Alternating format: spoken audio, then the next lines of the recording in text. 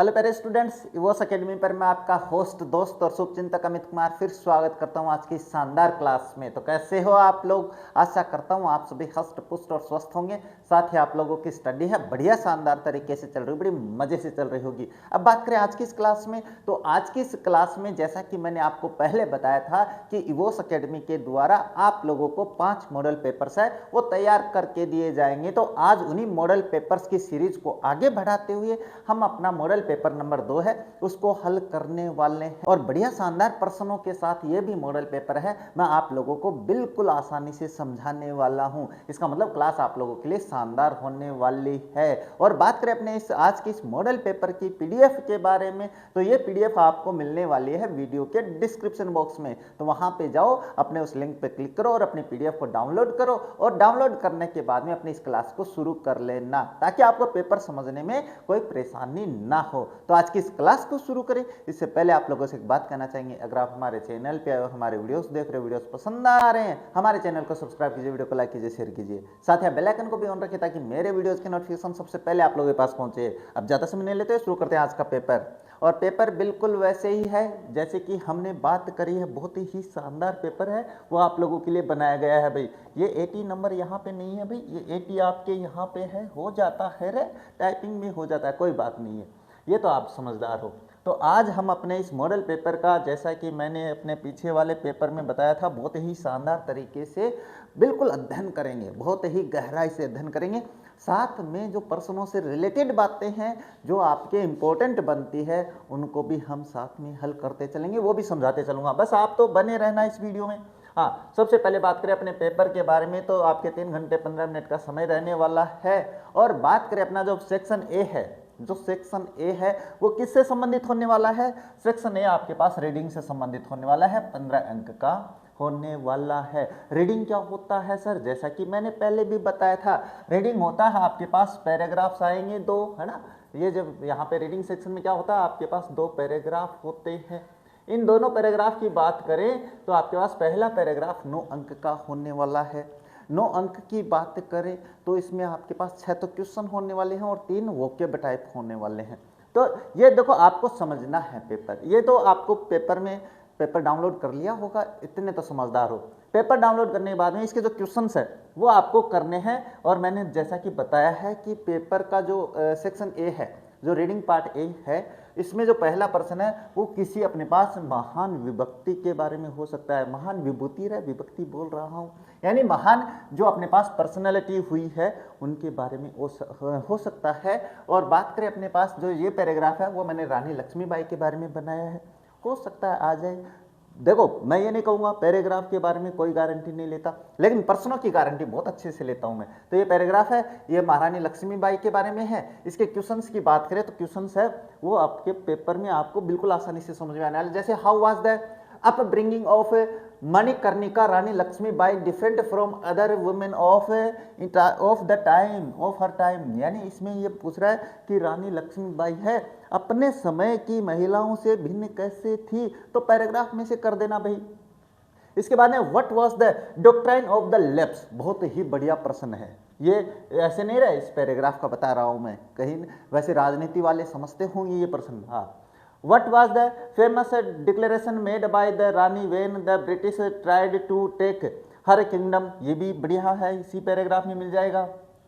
इसके बाद में बात करें क्वेश्चन नंबर 4 के बारे में, describe the Rani's daring escape from the Jhansi fort when the British breached the walls, है ना। ब्रीच्ड वॉल्स का मतलब होता है दीवार को तोड़ देना, दीवार के अंदर घुस जाना रे। नेक्स्ट है, हाँ अपने पास नेक्स्ट क्वेश्चन है, which other famous rebel leader, हाँ leader did Rani Lakshmibai join forces with the capture Gwalior, ये हो जाता है। इसके बाद नेक्स्ट क्वेश्चन है 6 नंबर का है, how did the British general sir after the war, war के बाद में जनरल हेग जो थे ना, उन्होंने कैसे अपने पास है रानी लक्ष्मीबाई को व्याख्यान किया। भाई रानी लक्ष्मीबाई कौन थी, है ना।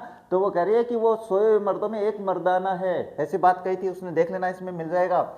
अब ये जो 7, 8, 9 है ये आपके पास क्या वोकेब से संबंधित होते हैं। जैसे इसमें पूछ रहा है क्या है, to take control of territory और कंट्री बाय द फोर्सेज, यानी एक वन वर्ड में देना है इस लाइन का अर्थ, वो हो जाएगा।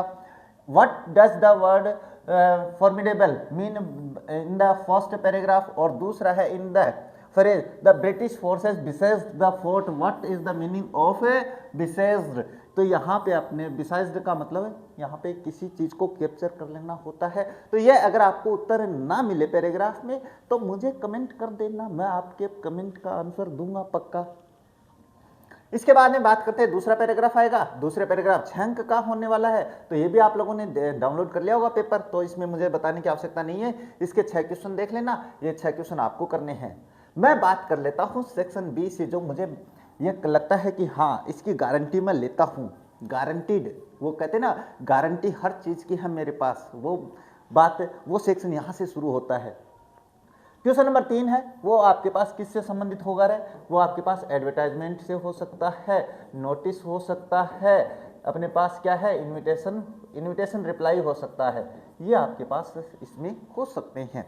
तो देखो मैंने पीछे वाले पेपर में भी करवाए हैं, 2 अथवा में 2 मतलब एक नोटिस है और एक इनविटेशन है। यहाँ पे भी मैं एक क्या है एडवर्टाइजमेंट है, जिसको मैं आप लोगों को बिल्कुल आसानी से समझाने वाला हूँ। ध्यान से समझना कि इस एक एडवर्टाइजमेंट से आप कितनी और बना सकते हो, है ना, मेरी बात सुनना तभी आपको समझ में आने वाला है।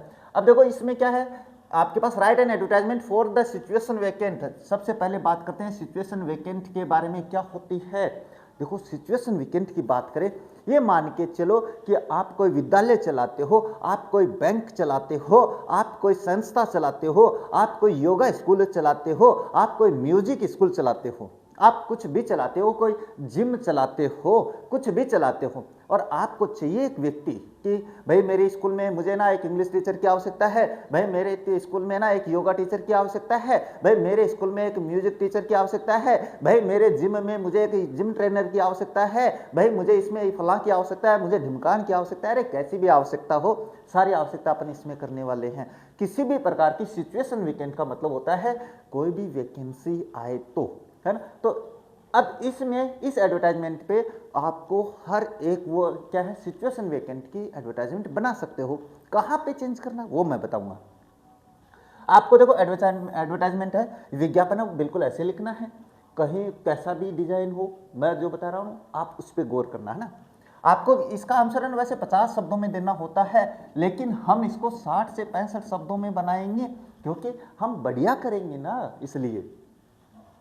देखो सिचुएशन वैकेंट हमें चाहिए, क्या चाहिए भाई। देखो अब मैंने यहाँ पे ना प्रश्न में कुछ नहीं लिखा, सिचुएशन वैकेंट किया है, इसका मतलब यही है कि आपके पास किसी भी प्रकार की हो सकती है। Wanted dedicated PGT English and TGT mathematics teacher for green valley public school Jaipur, ये है।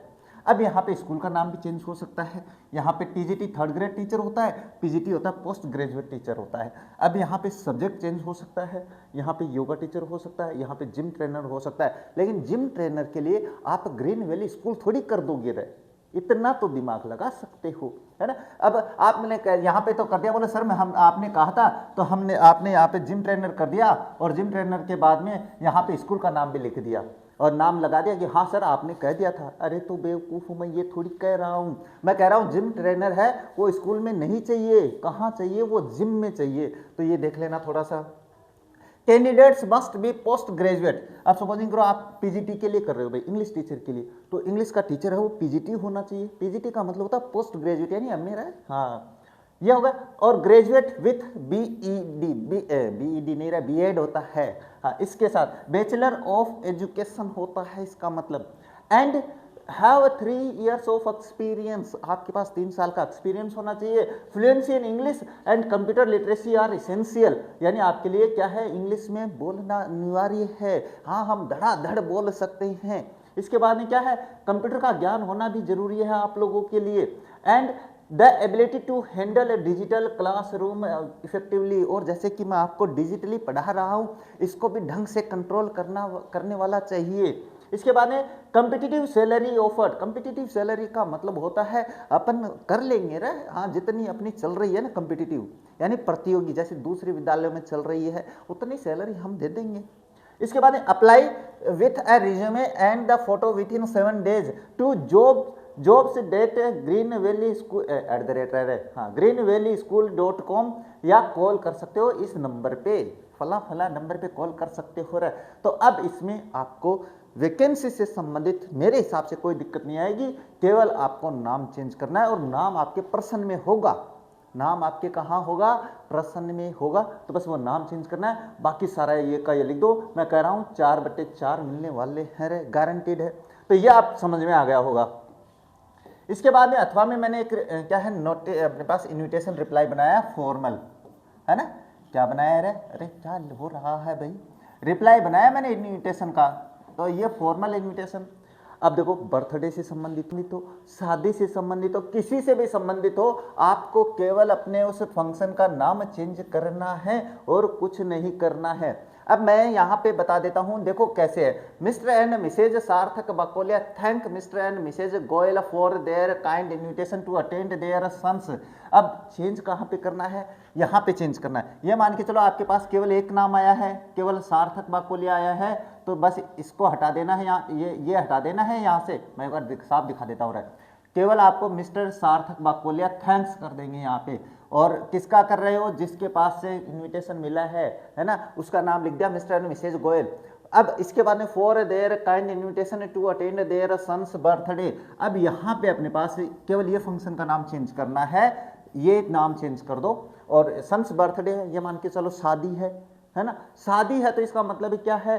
शादी है तो सन्स मैरिज कर दो, अपने डॉटर से मैरिज कर दो। ये मान के चलो शादी जन्मदिन की पार्टी नहीं है सर, इनॉग्रेशन है, किसी दुकान का इनॉग्रेशन है, किसी अपने पास शोरूम का इनॉग्रेशन है, यानी शुभारंभ है। तो बस आपको यहाँ पे सन्स रहने देना है, यहाँ पे कर देना शॉप्स या शोरूम्स, है ना। शॉप्स इनॉग्रेशन कर देना, इनॉग्रेशन कर दिया मैंने, इनॉग्रेशन कर दिया भाई, है ना।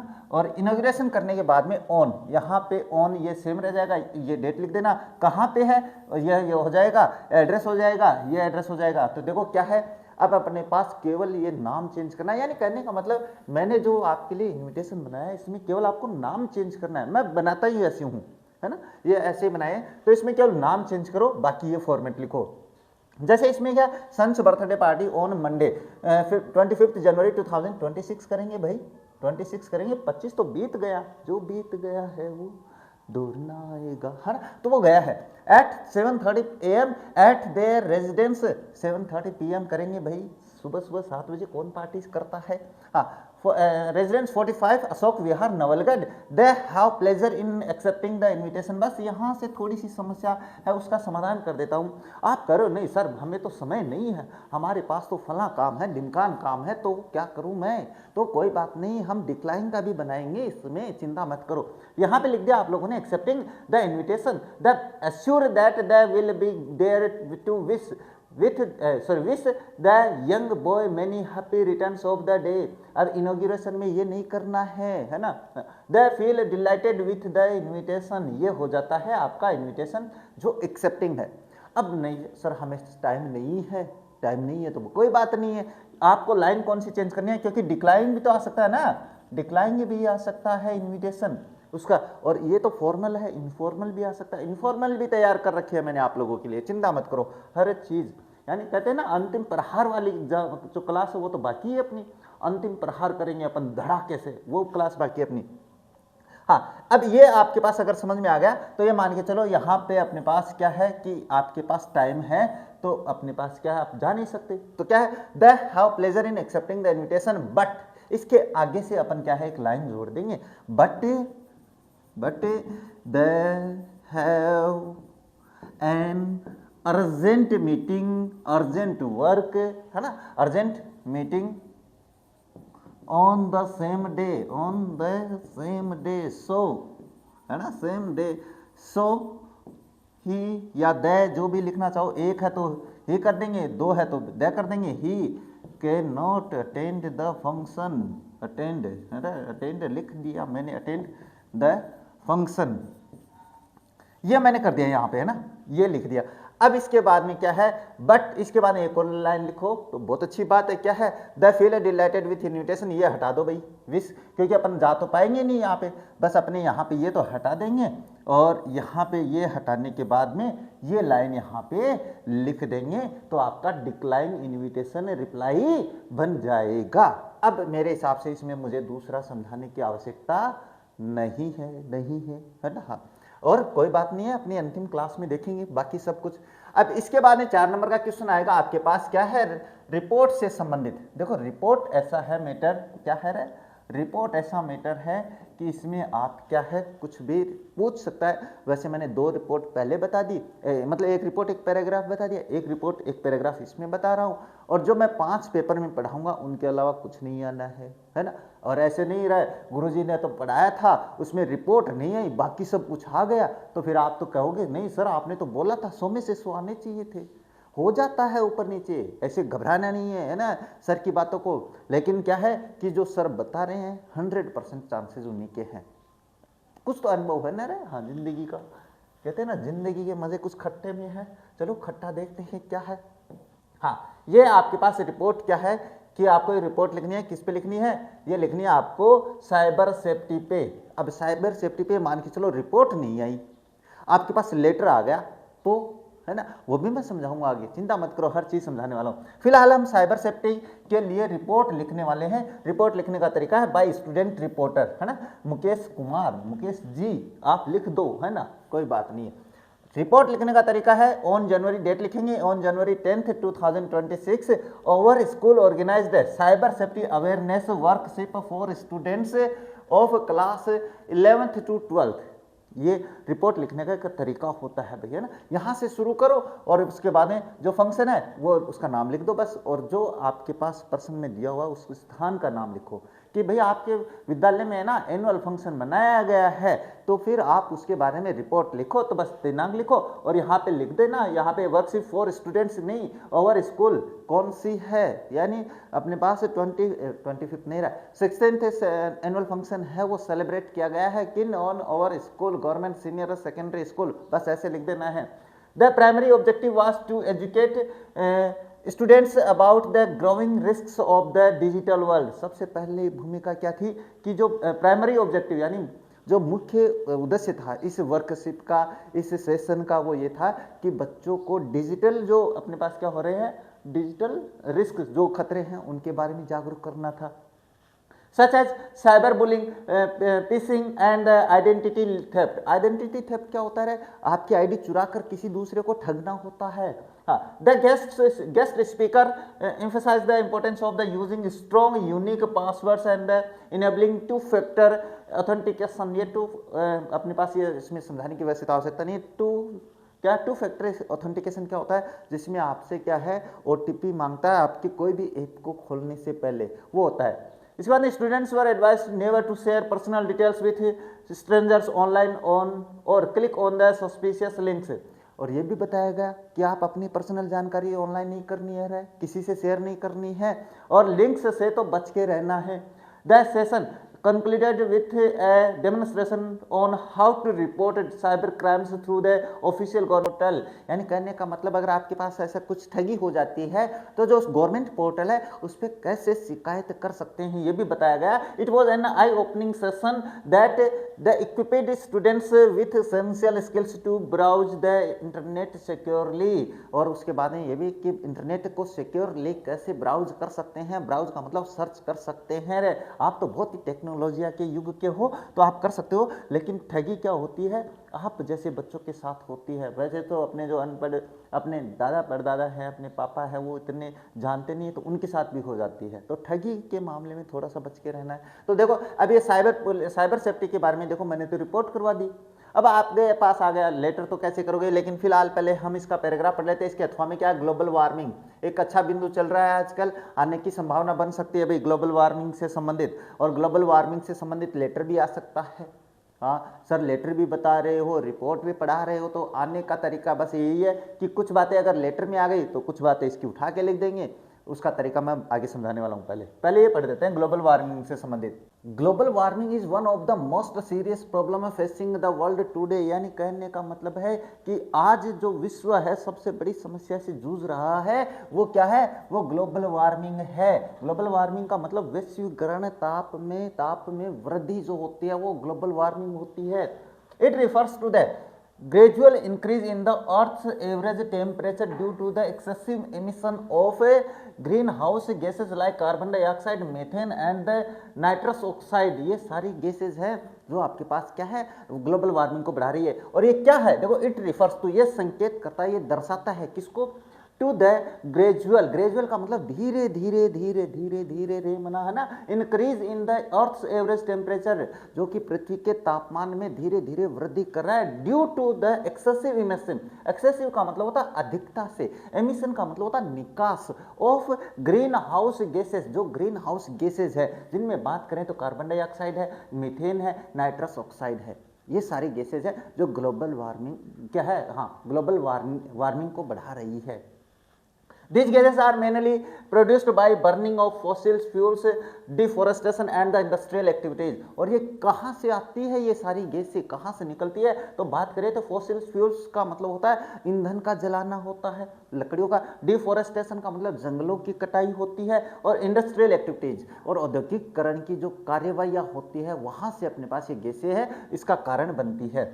हाँ, global warming leads to severe effects such as the melting of the glaciers. इससे बहुत ही गंभीर प्रभाव होते हैं, बर्फ जो है वो पिघल रही है, और इसके बाद राइजिंग द सी लेवल्स, और इससे समुद्र का जो लेवल है, तल है, वो बढ़ रहा है। समुद्र का लेवल बढ़ने का मतलब जानते हो क्या होता है, समुद्र का पानी ऊपर उठ रहा है, इसका मुख्य कारण है, अगर ऐसा होता है तो अपने पास मान के चलो अपनी पृथ्वी जलमग्न होने वाली है, अभी नहीं होगी, हम नहीं रहेंगे। हाँ, एक्सट्रीम वेदर कंडीशंस, और एक्सट्रीम वेदर कंडीशन का मतलब होता है बहुत ही भयानक जो वातावरण है, नहीं मौसम है, उसकी दशा बिगड़ रही है, ड्रोट्स आ रहे हैं, सूखे आ रहे हैं, फ्लड्स बाढ़ आ रही है, and loss of wild life, और जंगल का जो जीवन है वो खत्म हो रहा है।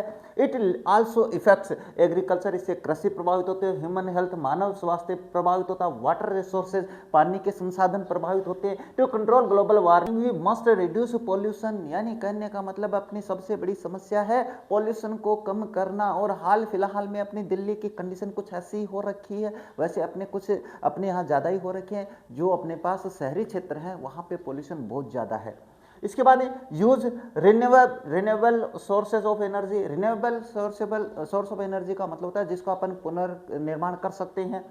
प्लांट मोर ट्रीज, ज़्यादा पेड़ लगाने चाहिए, and adapt eco friendly lifestyle, और हमें ये लाइफ स्टाइल वैसे जीना चाहिए जो कि इको फ्रेंडली हो। ऐसा नहीं हो रहा है कि घर में 4 भाई हैं, चारों भाई 4 गाड़ी लेके जाते हैं तो 4 गुना पोल्यूशन होगा, लेकिन घर में 4 भाई हैं, एक गाड़ी में जा रहे हैं तो फिर वो ठीक रहेगा, है ना। Collective efforts by individuals and governments are necessary to protect our planet for future generation। लोगों के द्वारा और सरकार के द्वारा अगर मिलकर कोई काम करेंगे तो हमारा जो प्लेनेट है, हमारा जो पृथ्वी है, वो भविष्य की पीढ़ियों के लिए बचेगा, नहीं तो नहीं बचने वाला है। 11वीं में एक चैप्टर पढ़ा था, याद आया होगा, है ना, वो देख लेना भाई। अब इसके बाद में बात करते हैं नेक्स्ट क्वेश्चन। नेक्स्ट क्वेश्चन की बात करें तो क्वेश्चन नंबर 5 आएगा आपके पास लेटर से संबंधित। किससे संबंधित, अब इसमें एक मैं बता देता हूं भाई, जॉब लेटर पक्का आने वाला है, तो जॉब लेटर मैं हमेशा करवाता हूं, पीछे भी करवाया है मैंने, वैसे समझा भी रखा है, सारी बातें मैंने बताई भी है ना, चिंता मत करो। अब देखो बात करते हैं, a letter of complaint about poor law and order condition in your area. अब देखो लॉ एंड ऑर्डर कंडीशन के बारे में बात करें तो इसका जो लेटर है आप एडिटर को भी लिख सकते हो, आप एसआई को भी एसपी को भी लिख सकते हो, आप कलेक्टर को भी लिख सकते हो, किसी को भी लिख सकते हो। बस एक लाइन छोटी सी चेंज करनी है, वो मैं बता दूंगा आपको कहाँ पे करनी है। फिलहाल देखो ये कहाँ पे है, ये एडिटर को लिखा है, तो इसमें अपन कहाँ पे चेंज करेंगे कि आपको अपने पास इस लेटर को एडिटर वाला बनाना है, एसपी वाला बनाना है, कलेक्टर वाला बनवाना है। सबसे पहले मैंने लेटर का फॉर्मेट आप लोगों को समझाया था। लेटर का फॉर्मेट कैसा होता है सर, तो लेटर की फॉर्मेट की बात कर लेता हूं मैं, एक बार छोटी सी बात बता देता हूं। सबसे पहले आपको सेंडर्स एड्रेस लिखना होता है ना। सेंडर्स एड्रेस में कौन आता है, आप खुद आते हो। ये नाम, ये नहीं सेंडर्स एड्रेस मत लिख देना वहाँ पे। जितना एड्रेस आपका होता है वो एड्रेस ही लिखना है। जैसे यहाँ पे लिखा 15 टैगोर गार्डन झुंझुनू, बस ये आपका एड्रेस हो गया, ये मान के चलो यहाँ पे हो गया। इसके नीचे आपको डेट लिखनी होती है। डेट का फॉर्मेट ये रहा आप लोगों के पास 4 जनवरी 2026 ये है। तो यहाँ पे डेट आप अपनी एग्जाम की लेकर लगा देना, कोई भी फर्क नहीं पड़ता है रे, हाँ, लेकिन लगाना 2026 की, जिससे क्या ये लिख दिया, ये हो गया अपना एड्रेस और डेट कंप्लीट। अब इसके नीचे अपन क्या लिखेंगे, इसके नीचे लिखेंगे अपन रेसिपिएंट्स एड्रेस। इसको ऊपर कर लेते हैं, गायब हो जाएगा नहीं तो। अब रेसिपिएंट्स एड्रेस, वो जो नीचे था अपने पास, रेसिपिएंट्स एड्रेस कैसे लिखना है ना, वो भी समझा देता हूँ। रेसिपिएंट्स, वाह भाई शेर, एड्रेस ये लिखना है। ये लिखूंगा मैं तो देखो, एडिटर को लिखूंगा तो द एडिटर कर दूंगा, एसपी को लिखूंगा तो द एसपी कर दूंगा, और कलेक्टर को लिखूंगा तो द कलेक्टर कर दूंगा। हाँ सर आप कर दो जो भी चाहिए आपका, वो मैंने कर दिया। अब ये एडिटर कहाँ का है, ये राजस्थान पत्रिका का है। एसपी कहाँ का है, ये झुंझुनू का है। और ये कलेक्टर कहाँ का है, ये झुंझुनू का है।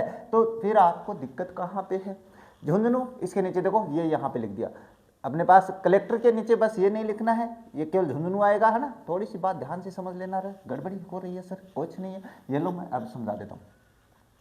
अब अगले का एड्रेस लिख दिया। सब्जेक्ट फॉर क्या है, subject complaint regarding poor law and order condition in over locality. तो ये चाहे एसपी को लिखो, चाहे आप कलेक्टर को लिखो, चाहे एडिटर को लिखो, यही लिखना है। ये लिख दिया हमने सब्जेक्ट में। अब देखो आगे बात करते हैं। अब एडिटर को लेटर लिखा है तो उसकी भाषा क्या है, देखो एडिटर यहाँ पे सैल्यूटेशन लिख ही दिया आपने। सैल्यूटेशन के बाद I would like to drag the kind attention of the authorities through the column of your esteemed newspaper toward the deteriorating law and order situation in our locality. बस यहाँ से थोड़ा सा चेंज करना है, उसके बाद में कुछ नहीं करना है। यहाँ से अगर आप कहोगे कलेक्टर को लिखना है या एसपी को लिखना है तो I want to draw the kind attention of yours, हाँ किसके बारे में, about the deteriorating law and order situation in the over locality. अब देखो यहाँ पे कॉलम है ना, इसको तो हटा देंगे, है ना, कॉलम को तो हटाएंगे क्योंकि ये तो आपके पास अखबार में है। बस यहाँ तक ये दो, to the author kind attention यहाँ से हटा देंगे, एस्टेम्ड पे हटा देंगे। यहाँ पे अगर अपन उसको लिख रहे हैं टुवर्ड द डेटेरियोरेटिंग, बस ये हटाना है। इसके बाद में आपका एसपी का और कलेक्टर का बन जाएगा, है ना। और इसके लिए मैं अलग से भी बनाने वाला हूँ, चिंता मत करो। कौन सी क्लास में, उस क्लास में जिसमें मैं कह रहा हूँ अंतिम प्रहार वाली क्लास है, उसमें लेके आऊँगा सब कुछ। अब देखो बात करते हैं, यहाँ तक आ गया इंसिडेंट्स ऑफ थेफ्ट। क्या है, लो डेटेरियोरेटिंग का मतलब होता है कानून की धज्जियाँ उड़ाना रहे। चोरियां हो रही है, डकैती हो रही है। चेन स्नैचिंग का मतलब होता है जो महिला पुरुष चेन पहन के जाते हैं उनकी चेन छीन के भाग जाते हैं। And eve teasing have increase alarmingly in recent months. और ईव टीजिंग का मतलब होता है छेड़छाड़ के जो मामले हैं वो कुछ ज़्यादा ही बढ़ गए हैं इस महीने में। इसके बारे में बात करें, the residents live in the constant fear. और जो रेजिडेंट्स वहाँ पे करते हैं, लोग जो रहते हैं वो डर में रहते हैं, स्पेशली वुमेन, महिलाएं ज़्यादा रहती है। एल्डर पीपल, बुजुर्ग लोग अपने पास डरे हुए हैं। एंड स्टूडेंट्स और छात्र भी डरे हुए हैं। Criminal activities take place even during daytime. यहाँ तक कि क्रिमिनल जो आपराधिक गतिविधियाँ हैं वो दिन में भी घटित हो रही है। While police patrolling is almost absent. और जबकि आपके पास जो पुलिस पेट्रोलिंग का मतलब चक्कर काटना है वो तो एब्सेंट है, उससे तो कुछ नामो निशाने नहीं है। डिस्पाइट रिपीटेड कंप्लेंट्स, इतनी कंप्लेंट करने के बावजूद no effective action has been taken so far, अभी तक कोई एक्शन नहीं लिया गया है। I request the concerned authorities to take immediate steps, strengthen police patrolling, install CCTV cameras and ensure strict action against the offenders or to restore safety and the confidence among the residents। यानी कहने का मतलब मैं आधिकारिक लोगों से ये request करूँगा कि वो अपने पास इसमें थोड़ा कदम बढ़ाए, अपने सीसीटीवी कैमराज लगाए, पुलिस पेट्रोलिंग बढ़ाए, ताकि क्या है अपने पास रेजिडेंट्स है उनको आप पे विश्वास हो सके। अब ये मान के चलो आपके पास ये जो मैंने लिखा है ये लेटर नहीं आया, ये आ गया अपने पास लॉ एंड ऑर्डर के बारे में क्या रिपोर्ट आ गई। तो रिपोर्ट में क्या करोगे, तो रिपोर्ट में भी आप इसमें से छांट कर लिख सकते हो रहे, लेकिन वो मुझे करवानी पड़ेगी। चलो करवाएंगे, वो भी करवाएंगे। इसके नीचे आपको क्या करना है, एंडिंग वर्ड में thanking you yours sincerely, Amit Kumar नाम आ गया भाई, मेरा ही आ गया। एक कंसर्न्ड सिटीजन कौन होता है रे, कंसर्न्ड सिटीजन यानी जागरूक नागरिक होता है वो कंसर्न्ड सिटीजन होता है। तो ये हो गया आपके पास complaint letter law and order के बारे में। अब बात करते हैं इसके अथवा में कौन सा है।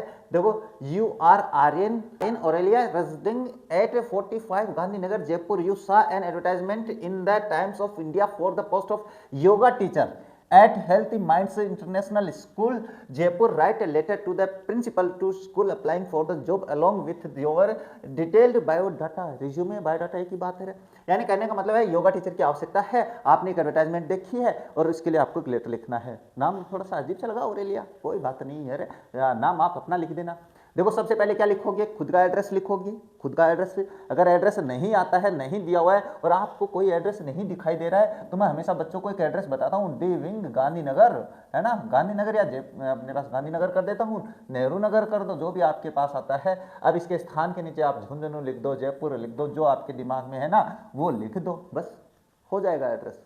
अब यहाँ पे एड्रेस क्या है, देखो B47 सेक्टर 12। अच्छा, अपने पास वहाँ पे एड्रेस दिया हुआ शायद, ये रहा भाई, ये रहा 845 गांधीनगर जयपुर, ये एड्रेस लिखना है वहाँ पे। कोई बात नहीं, ये एड्रेस लिख देते हैं 45 गांधीनगर जयपुर, तो ये करवा देते हैं पहले यहाँ पे। तो ये देखो, ये एड्रेस है ना, ये थोड़ा सा चेंज करेंगे क्योंकि अपने पास क्वेश्चन में दिया हुआ है 45 गांधीनगर जयपुर, ये लो, तो वो कर देते हैं। सर आपने कैसे लिख दिया, कोई बात नहीं है, देखो 45 गांधीनगर जयपुर, ये अपना एड्रेस हो जाता है। ये लिख दिया, डेट आप अपनी ये लिख दो 16 फरवरी 2026 लिख दो। इसके बाद द प्रिंसिपल, कहाँ का है प्रिंसिपल, प्रिंसिपल अगले का एड्रेस लिखेंगे ना डेट के नीचे, तो एक लाइन छोड़ देनी है आप लोगों को ये। इसके नीचे the principal health minds international school के हैं, कहाँ पे स्कूल, स्कूल जयपुर में है। और आप सब्जेक्ट में क्या लिखोगे, an application for the post of yoga teacher. अब यहाँ पे आपके पास किसी भी जॉब लेटर का अगर सब्जेक्ट बनाना है तो योगा टीचर के स्थान पे आपको अपने उस प्रश्न में आए हुए पोस्ट का नाम ही लिखना है और कुछ नहीं करना है। इसके बाद में लिखेंगे डियर सर, डियर सर लिखेंगे तो अगले पे प्रभाव पड़ेगा, भाई अपने को पसंद कर रहा है अगला, ठीक है।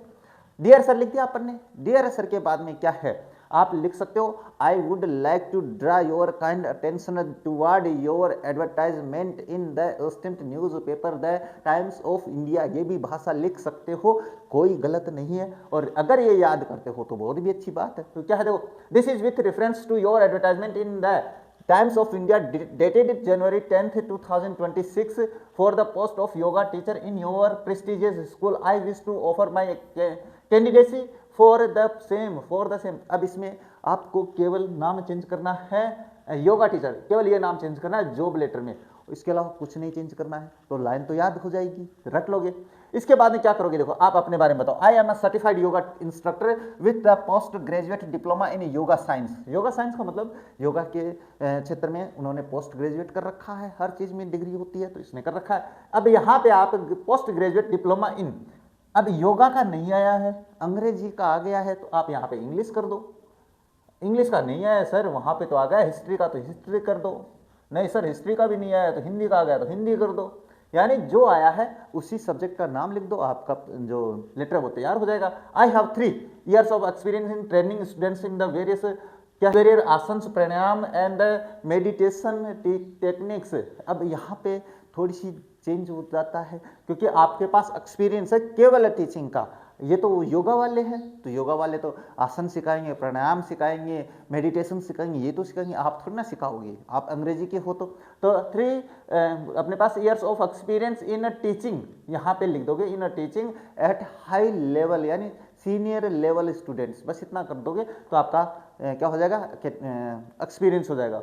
आई possess excellent communication skills and the passions for the promoting a healthy lifestyle among the youngsters. और मेरे पास क्या एक्सीलेंट कम्युनिकेशन, जो कम्युनिकेशन है ना उसका एक्सीलेंट अनुभव है मुझे, है ना, मैं बातें कर सकता हूँ ना, बातें एक से बढ़ के एक कर सकता हूँ, ये बातें बताना चाहता है। तो यहाँ पे आपके पास लाइन लिख सकते हो, लिख भी दोगे तो गलत नहीं होगी। इसके बाद में क्या होता है, इसके बाद में आप लिखोगे अगर मुझे ऐसा करते हो, इफ गिवन ए चांस, अगर चांस दिया जाता है, I assure that I will work with utmost dedication for the physical and the mental well-being of the students। तो मैं अपने छात्रों के लिए बहुत बढ़िया करूँगा। इसमें अपने पास क्या है, छोटी सी बात चेंज करनी पड़ेगी कि मैं अपना रिजल्ट बढ़िया दूंगा। My detailed biodata is enclosed herewith for your kind perusal. यहाँ से आप सेम लाइन लिख सकते हो। तो केवल आपको डेट पद का नाम चेंज करना है, एजुकेशन चेंज करनी है, इसके अलावा कुछ नहीं चेंज करना है। तो ये हो जाता है। अब इसके बाद में क्या है, थैंकिंग यू आर्यन और एलिया आपका नाम हो जाएगा और इसके नीचे आपको बायोडाटा बनाना है। ये मान के चलो आपको बायोडाटा बनाना है, तो बायोडाटा कैसे बनाओगे, आप ऐसे बायोडाटा लिखोगे, इसके नीचे आप अपना नाम लिखोगे, father's name, mother's name, date of birth, permanent address, और ऐसे थोड़ी सी सामने बनाओगे तो थोड़ा अच्छा लगेगा ना, जैसे मैंने बनाया है। अब ये झुंझुनू यहाँ पे हो गया तो बढ़िया नहीं लग रहा ना, तो यहाँ पे इसके नीचे से लिखना आप झुंझुनू। इसके बाद एजुकेशनल क्वालिफिकेशन की बात करें, बीए फ्रॉम राजस्थान यूनिवर्सिटी, या बीए दिखा सकते हो किसी भी क्षेत्र में, PG diploma in yoga science. अब यहाँ पे आपको क्या है, गोल्ड मेडलिस्ट, ये भी तो नहीं लिखना पड़ेगा। क्यों नहीं लिखना पड़ेगा, आप योगा साइंस नहीं दिखाओगे अगर अंग्रेजी का हो, है ना। अगर आप क्लर्क पे हो तो थोड़ा ना दिखाओगे योगा साइंस, तो उसके लिए अलग। इसके बाद अनुभव दिखाओ, आप अपना अनुभव दिखाओगे, तो अनुभव क्या है, 3 years as yoga instructor at Zenith Wellness Centre. अब आप अपना दिखाओगे तो क्या लिखोगे, 3 years एज पोस्ट पीजीटी यानी post graduate teacher, PGT at, और स्कूल का नाम लिख देना, बस इतना ही करना है। लैंग्वेज नोन, लैंग्वेज जानते हैं अपन, हिंदी, इंग्लिश और संस्कृत भी जानते हैं, संस्कृत नहीं दिखाना है, आप केवल हिंदी और इंग्लिश दिखा दो। इसके बाद एक कॉन्टैक्ट नंबर हो जाएंगे और आपका जो लेटर है वो कंप्लीट हो जाएगा, जॉब लेटर। तो ये जॉब लेटर जो है मैंने बताया है, इस जॉब लेटर में आपके 5 में से 5 अंक मिलने वाले हैं। इस आधार पे कोई नहीं काटेगा। अगर आप ऐसा बनाते हो तो, ऐसे बनाओगे नहीं तो फिर मेरी थोड़ी ना गलती है ना, मेरी गलती नहीं है। अब बात करते हैं अपने सेक्शन सी के बारे में। अब सेक्शन सी जो कि ग्रामर से संबंधित है, कितने अंक क्या होने वाला है, और इसमें बात करें तो बहुत ही आसान रहने वाला है, बहुत ही बढ़िया रहेगा, क्योंकि मैंने प्रश्न ऐसे ही बनाए, वैसे ही फ्रेजल वर्ब है वो तैयार कर रखी है, वैसे ही कंजक्शंस तैयार कर रखी है, वैसे क्लास अपलोड हो रखी है। अगर कंप्लीट देखना चाहो तो वहाँ पे भी देख सकते हो। अब 6 नंबर का क्वेश्चन है, वो किससे संबंधित होगा, वो फ्रेजल वर्ब से संबंधित होने वाला है, 3 अंक का होने वाला है, और फ्रेजल वर्ब को केवल याद ही करना पड़ता है, इसके अलावा कोई रूल नहीं है। सर तो कैसे करें, तो बिल्कुल जो मैं बता रहा हूँ उनको तो याद कर ही लोगे, हाँ कर लेंगे तो चलो अच्छी बात है। क्या है, the police are dash the cause of the accident looking into looking after, और ऐसे 2 ऑप्शन दिए हुए होंगे, अगर नहीं भी दिए हुए हैं तो याद हो जाएंगे। वैसे अब की बार अपने मॉडल पेपर में ऐसा ही था, तो हम ऐसे ही पढ़ने वाले हैं। नीचे वाले में ऑप्शन नहीं दिया तो कोई नहीं, मैं दूंगा ऑप्शन, मेरे पास हैं ऑप्शन आप लोगों के लिए। फिलहाल बात करते हैं, अगर पुलिस किसी मैटर में जांच करती है तो उसको इंक्वायर इनटू बोलते हैं। क्या बोलते हैं, इंक्वायर इनटू। तो यहाँ पे लुकिंग इनटू, हाँ कोई बात नहीं भाई, इंक्वायर इनटू भी बोल सकते हैं, लुकिंग इनटू भी बोल सकते हैं, दोनों सेम है भाई। इसका अगर समानार्थक होता है तो वो इंक्वायर इनटू भी होता है। क्या होता है भाई, इंक्वायर इनटू भी होता है, ये भी होता है, इसका मतलब भी जांच करना होता है। लुकिंग इनटू का मतलब भी जांच करना होता है, तो ये हो जाएगा। अब लुकिंग आफ्टर का मतलब क्या होता है सर, तो इसका होता है देखभाल करना, है ना। लुकिंग आफ्टर का मतलब होता है देखभाल करना। तो पुलिस है वो देखभाल नहीं करती है, वो जांच करती है, किसी भी मैटर में जांच करे तो वो होगा इंक्वायर इनटू या लुकिंग इनटू, दोनों सेम है। नेक्स्ट है, it is not easy to dash a large family on the small income. अब मैं छोटी सी बात बताऊं, इसमें ऑप्शन नहीं दिए लेकिन मैं बता देता हूं क्या है, हाँ लार्ज, तो इसमें हो जाएगा ब्रिंग अप टू, है ना, हाँ ब्रिंग अप और ब्रिंग अबाउट, ये लो दोनों लिख दिए मैंने। अब ये जो वर्ब है ना वो आपके पास टेंस के आधार पे होती है। ये ब्रिंग अप भी हो सकता है, ब्रॉट अप भी हो सकता है, ब्रिंगिंग अबाउट भी हो सकता है, कुछ भी हो सकता है, वो टेंस पे निर्भर करता है।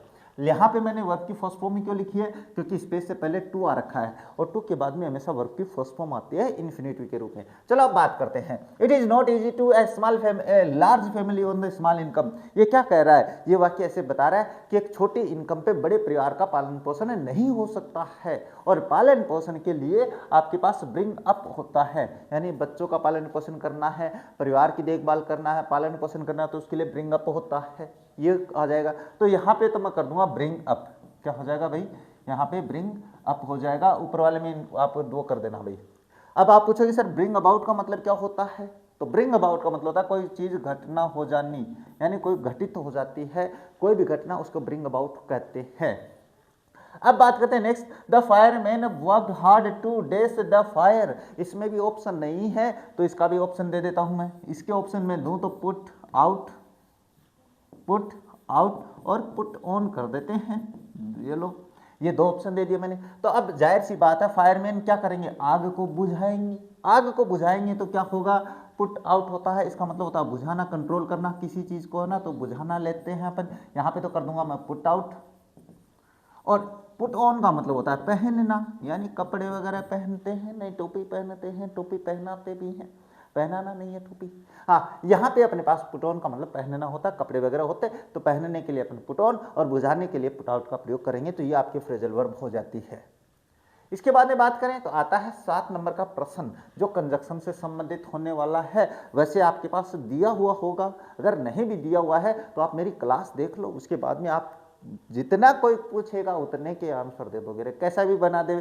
फिर अगला अगर अपने पास हार्ड मूड में बैठा है कि अब की बार बच्चों को नहीं लाने देंगे 90%, 95%, अब की बार पेपर ऐसा टफ बनाएंगे, तो मेरी क्लास देख लेना। हाँ, इसके बाद कहोगे सर अपनी तारीफ करे जा रहे हो, क्या करूं? तो चलो पहले ये पढ़ाते हैं, उसके बाद तारीफ की बात करते हैं। He is dash intelligent dash hard working not only but also दो यट की बात करते हैं। अब एक व्यक्ति की दो बातें बतानी हो, अरे सर आप ना अंग्रेजी भी पढ़ाते हो और आप भूगोल भी पढ़ाते हो, तो मैं तो पढ़ा सकता हूँ, तो इसमें मैं यही नहीं ये भी करता हूँ, तो वहाँ पे अपन नॉट ओनली बट आल्सो का प्रयोग करते हैं। लेकिन अगर मुझे विरोधाभास दिखाना हो, विरोधाभास कैसे, सर वो गरीब तो है, यद्यपि वो गरीब तो है फिर भी क्या है, खुश है, तो वहाँ पे तो अपन काम में लेंगे दो यट को, है ना। और अगर मुझे दोनों चीज बतानी है, ये भी नहीं वह भी करता है, तो वो क्या है, वो आपके पास क्या है, इंटेलिजेंट तो है ही, तो not only intelligent but also आपके पास क्या है, हार्ड वर्किंग भी है, ये हो जाता है। इसके बाद में बात करें क्या है, scarcely had I reach the station days the train started. एक बात ध्यान से समझ लेना, ये बात शायद मैंने अपनी क्लास में भी बताई है, आप लोगों को नहीं देखा। स्केर्सली के साथ आपको, है ना, स्केर्सली के साथ आपको हमेशा वेन का प्रयोग करना है, देन का प्रयोग नहीं करेंगे, नहीं करेंगे, नहीं करेंगे। तो यहाँ पे आपको केवल वेन का प्रयोग करना है स्केर्सली के साथ। अगर वाक्य में स्केर्सली दिया हुआ है और बाद में पूछे तो वेन का ही प्रयोग होता है। मैं उस जमाने की बात करता हूँ जब मैं कंपटीशन की तैयारी करता था, तब मैंने ये वाक्य, लोगों को आता नहीं था, मैंने उस टाइम पे ये बातें सही करी थी। आप नहीं समझोगे, तैयारी करोगे तब पता चलेगा। Although he is poor dash he is honest yet but, ये प्रश्न है ना, अपने पीछे वाले पेपर में भी थोड़ा सा कंफ्यूजन कर दिया था आप लोगों को, है ना, तो वहाँ पे भी देखना, यहाँ पे मैं समझा देता हूँ। वहाँ पे कुछ ऐसा था कि ऑल्दो हमेशा वाक्य के प्रारंभ में आता है, और ऑल्दो के साथ ये मैं एक बार बात बता देता हूँ, येट का प्रयोग होता है, ऑल्दो के साथ हमेशा येट का प्रयोग होता है। इसका मतलब देखो मैंने, अच्छा ये अभी थोड़ी देर पहले बोला था ना, ऑल्दो ही इज पुअर, हाँ यद्यपि वह क्या है, इसका मतलब यद्यपि होता है, और यहाँ पे बट का प्रयोग ऑल्दो के साथ नहीं होता, तो यहाँ पे वैसे आप विरोधाभास, अगर यहाँ पे नहीं होता, ये दो नहीं होता, ही इज पुअर डैश, ये भी नहीं होता है ना, डैश ये लगा दिया और उसके बाद है तो ये दोनों आ सकते हैं भाई, है ना, तब दोनों भर सकते हैं अपने यहाँ पे। मेरी बात समझ लेना भाई, मैं जो समझा रहा हूँ रे, मैं गला ऐसे नहीं खराब कर रहा हूँ। ऑल्दो को हटा दिया मैंने तो आप दोनों कर सकते हो, लेकिन ऑल्दो लगा दिया तो ये करोगे। इतनी बात समझ में आ रही है? हाँ आ गई तो चलो फिर आइए। आपके पास 8 नंबर का जो क्वेश्चन होगा वो कंजक्शन से संबंधित होने वाला है, और आपको दो वाक्यों को जोड़ना है। अब ये देखो मैं एक बात बता देता हूं, किसी भी तरीके से पूछ सकता है, पूछने का मतलब है कोई भी कंजक्शन दे सकता है। अब यहाँ पे बोथ हैंड का तो बहुत ही सरल है। देखो मैंने एक बात बताई थी अपनी कंजक्शंस की क्लास में कि कंजक्शंस से हमेशा दो डिफरेंट थिंग को जोड़ा जाता है। कोऑर्डिनेटिंग कंजक्शंस की बात कर रहा हूं मैं, है ना, कोऑर्डिनेटिंग कंजक्शंस में भी आपके पास कोरिलेटिव कंजक्शंस जो होते हैं ना, उनकी बात कर रहा हूं। तो थोड़ी सी बातें आपको समझनी भी है, कुछ समझ आपको अपने दिमाग में भी यूज करना है, दिमाग काम में लेना है। दिमाग को काम में नहीं लोगे तो क्या करोगे फिर, है ना, साफ रखना थोड़ी जरूरी है। इसमें बात करते हैं, देखो बोथ हैंड से दो डिफरेंट थिंग जोड़ी जाती है, और वो जो डिफरेंट थिंग है वो अपने पास इस डेस में आएगी। अगर आपके पास कोई कंजक्शन है जिसके बीच में स्पेस है, जैसे यहाँ पे स्पेस है, यहाँ पे स्पेस है, तो स्पेस में हमेशा पहले डिफरेंट थिंग को रखा जाता है। ये बात तो आपको दिमाग में रखनी है। अब अपने पास अगर पहले डिफरेंट की बात करें, Gandhi was a great leader of India, Nehru was also a great leader. तो डिफरेंट थिंग का क्या है, थिंग का मतलब नाउन, प्रोनाउन कुछ भी हो सकता है, वर्ब हो सकती है, एडजेक्टिव हो सकता है, एडवर्ब हो सकता है। तो यहाँ पे अपने पास गांधी जी और नेहरू जी दो अलग अलग लोग हैं, तो इन दोनों को आपको बोथ हैंड से जोड़ना है। तो मैं बता देता हूँ, ये जोड़ के दिखाई देता हूँ। क्योंकि बताना जरूरी है। अब मैं गांधी और को पहले डिफरेंट थिंग को इसमें स्पेस में रखूंगा तो बोथ मुझे पहले लिखना पड़ेगा। मैं बोथ पहले लिख देता हूं। अरे ये कहाँ से लिख दिया, हाँ ये लिख दिया, बोथ गांधी, मैंने यहाँ पे गांधी कर दिया। इसके बाद में खालिस्तान में ये लिख दिया। इसके बाद में अपन एंड लिखेंगे। एंड के बाद में आपको दूसरी डिफरेंट थिंग लिखनी है। दूसरी डिफरेंट थिंग है नेहरू जी, तो मैं नेहरू जी कर देता हूँ और नेहरू जी करूँगा तो मैंने ये कर दिया। अब इसके बाद में देखो यहाँ पे वाज है, यहाँ पे वाज है, लेकिन जब आप बोथ हैंड से दो नाउन यानी दो कर्ता को जोड़ते हो, ध्यान से समझ लेना, ऑब्जेक्ट को नहीं, कर्ता को जोड़ते हो तो कर्ता बहुवचन हो जाते हैं, और बहुवचन हो जाते हैं तो बहुवचन वर्ब का प्रयोग करेंगे, तो वाज के स्थान पे आपको वर का प्रयोग करना पड़ेगा। और क्या है, ग्रेट लीडर्स करना पड़ेगा। ए हटा देंगे क्योंकि अपन दोनों की बात कर रहे हैं, यहाँ पे भी ए हटा देंगे तो ग्रेट लीडर्स ये हो जाता है। अब आप कहोगे सर आपने आल्सो भी हटा दिया, तो आल्सो इसलिए हटा दिया क्योंकि दोनों को एक बना दिया है हमने। अगर मैं यहाँ पे नेहरू वर आल्सो करूंगा तो गड़बड़ हो जाएगी ना, क्योंकि नेहरू के लिए था केवल। अब अपन ने दोनों को एक साथ कर दिया है तो देखो वर कर दिया, ग्रेट लीडर्स कर दिया मैंने, क्यों, क्योंकि लीडर्स, अगर मैं लीडर करूंगा तो एक वचन हो जाएगा, जबकि अपने पास सब्जेक्ट दो है, बहुवचन है, इसलिए बोथ हैंड से और एंड से मैंने समझा रखा है भाई, क्लास में भी कई बार, बहुत ही शानदार तरीके से देख लेना वहाँ पे।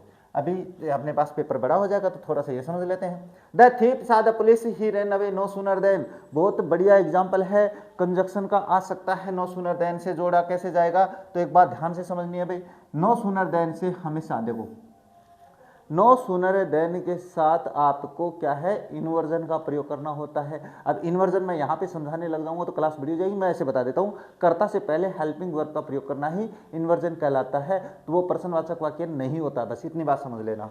The thief saw the police he run away, तो आपको इसमें क्या करना है, पहला जो वाक्य है उसका ये लिखना, पहला वाक्य लिखेंगे। नो सूनर देन में आपको पहला वाक्य कंप्लीट यहाँ पे लिखना है, लेकिन कुछ चेंज होंगे नो सूनर देन के साथ। तो पहला वाक्य मैं इसके पीछे लिखूंगा तो नो सूनर पहले आएगा, तो मैं लिख देता हूँ नो सूनर, ये मैंने कर दिया। अब खालिस्तान में पहला वाक्य लिखूंगा मैं, ध्यान से समझ लेना मेरी बात को, वाक्य लिखने वाला हूं, लेकिन ये वाक्य मैं जब लिखूंगा तो मैं यहाँ पे अपने पास क्या है, इन्वर्जन के साथ क्या करूंगा मैं, सॉरी नो सूनर के साथ क्या करूंगा, इन्वर्जन, तो यहाँ पे लिखूंगा मैं हेल्पिंग वर्ब। अब यहाँ पे हेल्पिंग वर्ब है ही नहीं, सा दे रखा है वर्ब की सेकंड फॉर्म, तो ये आपके पास होता है पास्ट इंडेफिनिट में, तो मैं पास्ट इंडेफिनिट की हेल्पिंग वर्ब लिखूंगा डिड, और इसके बाद में लिख दूंगा अपना कर्ता। तो कर्ता से पहले मैंने क्या लिख दिया है भाई, कर्ता से पहले मैंने लिख दिया है हेल्पिंग वर्ब, तो इन्वर्जन का प्रयोग हो गया। अब इसके बाद में ये जो वर्ब है ना, ये वर्ब भी लिखनी जरूरी है, तो इसकी वर्ब की फर्स्ट फॉर्म हो जाएगी, क्योंकि डिड के साथ हमेशा वर्ब की फर्स्ट फॉर्म आती है, तो डिड हो गया। इसके बाद में द पुलिस, और आगे वाले वाक्य में कुछ नहीं चेंज करना है, तो खालिस्तान में मैंने पूरा वाक्य लिख दिया। अब उसके बाद में आपको देन का प्रयोग करना है, और देन के बाद में आपको दूसरा वाक्य कंप्लीट बिना चेंज के लिखना है, तो हो जाएगा ही रेन अवे, ये वाक्य हो जाता है आपके पास कंप्लीट। इस तरीके से आपको नो सूनर देन का प्रयोग करना है, गारंटेड है, आ सकता है भाई अब की बात। अब देखो बात करते हैं क्वेश्चन नंबर 9 के बारे में। तो क्वेश्चन 9 क्या कहता है, कंडीशनल, और कंडीशन की क्लास मैंने अपलोड कर रखी है, बहुत ही शानदार क्लास, बहुत ही बढ़िया क्लास। आप कोई भी वाक्य नहीं गलत करोगे अगर मेरी कंडीशन की क्लास देख लेते हो, तो बिल्कुल नहीं गलत करने वाले हो। तो कंडीशन के आपके पास क्या, दो एग्जांपल आने वाले हैं। ये क्या है, I would have boat A car if, और आई डेस इनफ मनी देन हैव, ये वाक्य बढ़िया है, बहुत ही कंफ्यूजन करने वाला वाक्य है, इसको समझाता हूं मैं। मैंने एक बात बताई थी अपनी कंडीशन की क्लास में कि अगर आपके पास इफ वाला वाक्य अधूरा है तो दूसरा वाक्य कंप्लीट होगा, और अगर दूसरा वाक्य अधूरा है तो इफ वाला अपने पास कंप्लीट होगा। यहाँ पे इफ वाला वाक्य है, और एक बात और ध्यान में रखना, इफ वाला वाक्य पहले और बाद में कहीं पर भी आ सकता है, ये बात तो मैंने पहले समझा रखी है भाई।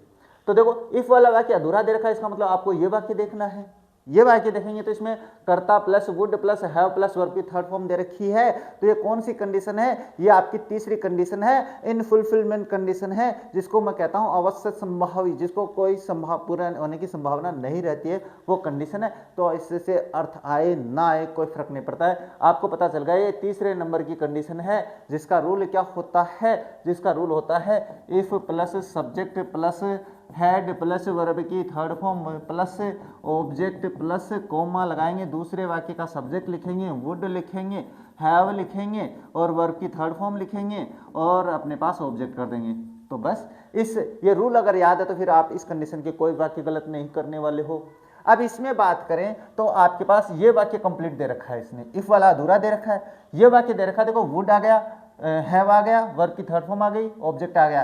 तो इफ वाले वाक्य में आपको क्या करना पड़ेगा, फिर हैड प्लस वर्ब की थर्ड फॉर्म, बाकी कुछ दिया हुआ है तो ये रही अपने पास वर्ब। अब इसके साथ पहले तो मैं हैड लिखूंगा, ये तो हो गया ये हैड, अब इसकी थर्ड फॉर्म बनाऊंगा तो ये हो जाएगा हैड।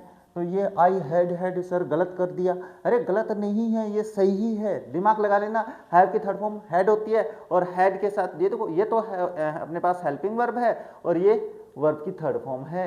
अरे सर बड़ा कन्फ्यूजिया गए हम तो, आप मेरी क्लास देखो कन्फ्यूजन दूर हो जाएगा, है ना, कहते हैं ना कन्फ्यूजन है सॉल्यूशन का कुछ पता नहीं, लेकिन मेरी क्लास में हर चीज़ का सॉल्यूशन है सर, तारीफ करते जाओ, कोई बात नहीं। देखो इफ आई डेस, अब अच्छा इसमें भी इफ वाला अधूरा दे दिया रहे, कोई बात नहीं है, आगे वाले पेपर में अपन दूसरा कर देंगे, है ना।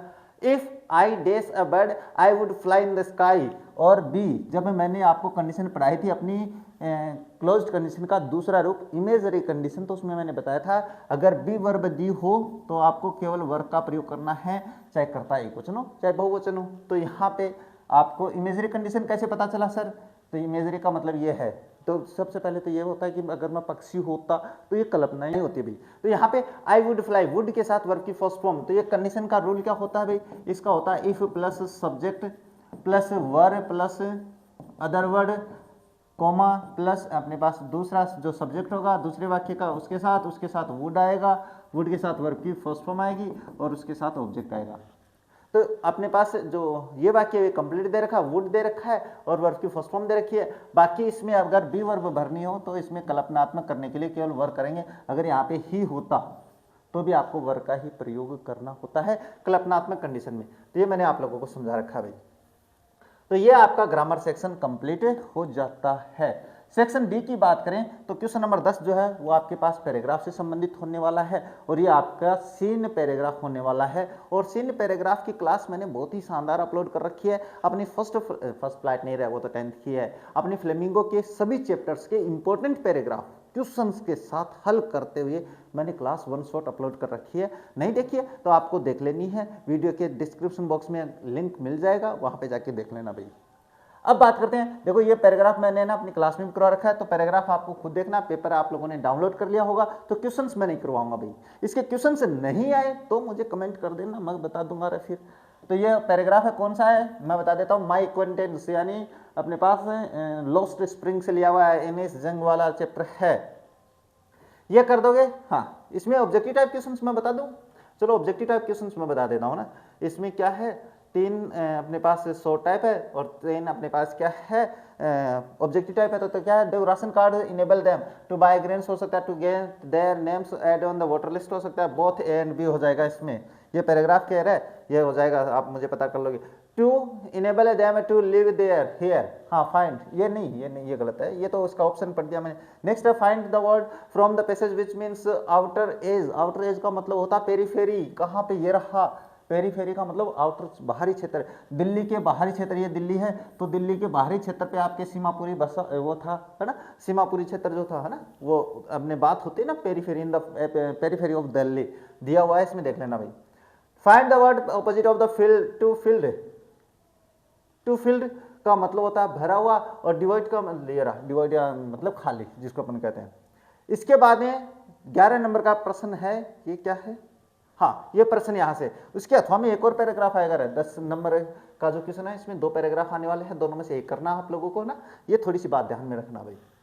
अब क्वेश्चन नंबर जो 11 है इसके बारे में बात करें तो ये आपके पास होने वाला है 60 शब्दों में, और 60 शब्दों में आपको क्या करना, answer any one of the following questions in the about 60 words, 60 शब्दों में आपको उत्तर देने हैं। 60 शब्दों की बात करें तो चलो क्वेश्चन पढ़ते हैं, बढ़िया प्रश्न है। How did M Hamel look different on the day of the last session, प्रश्न किसी भी प्रकार से पूछे कि आपके पास एम हेमल है, उन्होंने नए कपड़े क्यों पहने थे, या वो कैसे दिख रहे थे, या अपने पास अंतिम दिन क्या घटित हुआ था एमएमएल के साथ, वो सारी बातें ऐसे पूछेगा रहे, है ना। तो प्रश्न कैसे भी पूछे कि वो उन्होंने नए कपड़े क्यों पहने थे, तो वो बातें है भैया प्रश्न।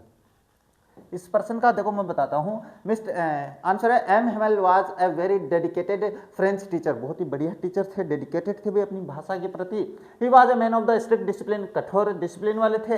He kept A terrible iron ruler under his arm, अपने भुजाओं में भाई एक डंडा रख देते हैं जैसे मैं रखता हूँ।